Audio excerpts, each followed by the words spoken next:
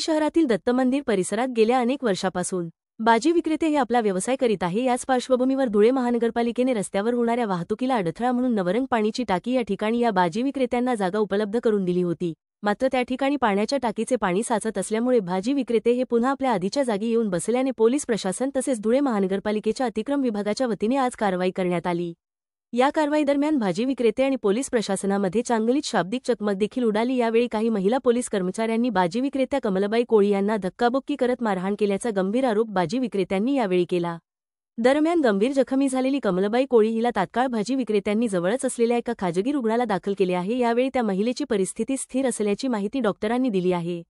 त्यामुळे आता या महिला पोलीस कर्मचाऱ्यांवर निलंबनाची कारवाई करावी असे म्हणत संपूर्ण भाजी विक्रेत्यांनी यावेळी रास्ता रोको करत निलंबनाची मागणी केली आहे।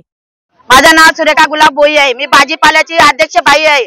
आमच्याकडे आले पोलीस आले अतिक्रम आले ट्रॅफिक हवालदार आले। त्यांनी आम्हाला आवरायचा पण सबुरी दिली नाही। उचलून फेकताय, बायांना पण मारलं, आमची बाईला मारलेलं आहे। एवढं मारलेलं आहे, ती बाईची गंभीर अवस्था आहे, आयसीयू मध्ये ऍडमिट केलेलं आहे।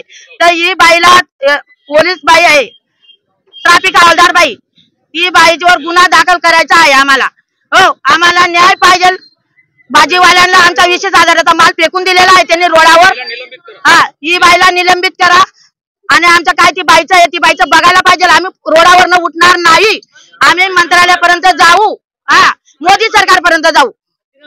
संबंध माझे माय मावल्या आणि जे ज्येष्ठ नागरिक आहे ते भाजीपाल्याचा इथं व्यवसाय करताय। रोडाच्या साईडला एकदम शांततेत त्यांचा व्यवसाय चालू राहतो, तरी देखील पोलीस प्रशासन आणि जे महानगरपालिकेचे कर्मचारी ते येऊन आमच्या भाजीपाल्यावाल्यांना सतत त्रास देत आहे। आणि आज तर असं झालेलं आहे की एका महिलेला डायरेक्ट मारहाण केलेली आहे।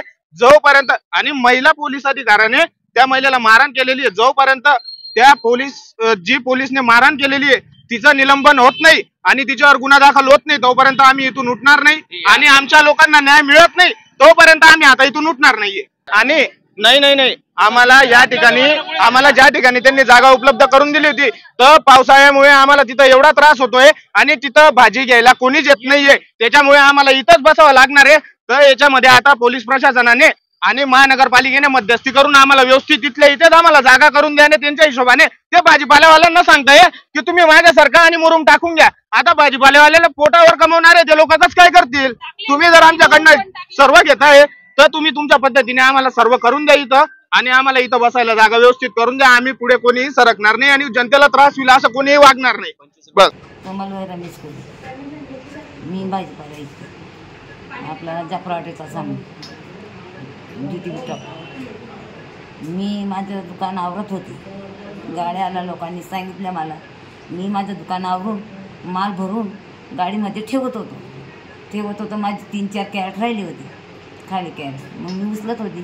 तेवढ्यामध्ये मॅडम आली, माझ्या हाताने उचलत होती। मी ती तिकडे ताणायची, मी इकडे ताणायची। तिने मला पाळलं आणि माझ्यावर कुदून बसली। मग मी गाडी हालू दिली नाही। मग तिने अजून मला छेडछाड केले। मग मी पळून गेलो। मग मला चक्कर आला आणि माझ्या गर्भपिशवीचं ऑपरेशनला 3 वर्ष होत आहे। 3 वर्ष होत आहेत माझ्या गर्भपिशवी ऑपरेशनच्या जवळ मला लागलं आहे।